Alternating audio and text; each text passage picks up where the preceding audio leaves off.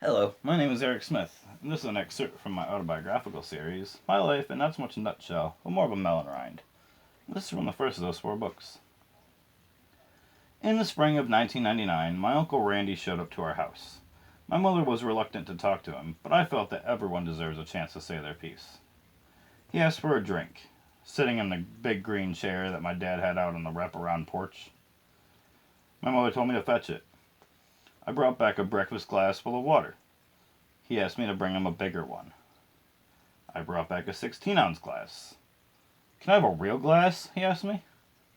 That's the biggest one we have, my mother said. Well, then I'm going to take a trip to Kmart.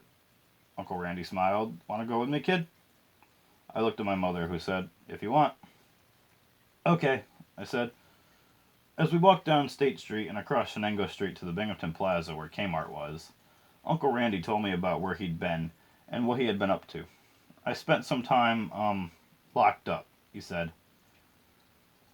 I won't ask why, but welcome back, I responded. Welcome back to what? He asked. Tall, skinny, with long blonde hair. I literally had to look up to him. To freedom. Do you think your dad would let me stay with you? He asked me seriously. I don't know. I thought about it. He's driving a cab right now. You'll have to ask him later. I will, Randy said, as we walked through the foyer of Kmart. Let's start back here. He headed toward the back of the store. He picked up a few bits of clothing. I saw you playing a Game Boy, he said, leading me to the electronics department. I'll buy you a new game. Really? I asked excitedly. Yeah, he pointed to the glass case filled with Nintendo games.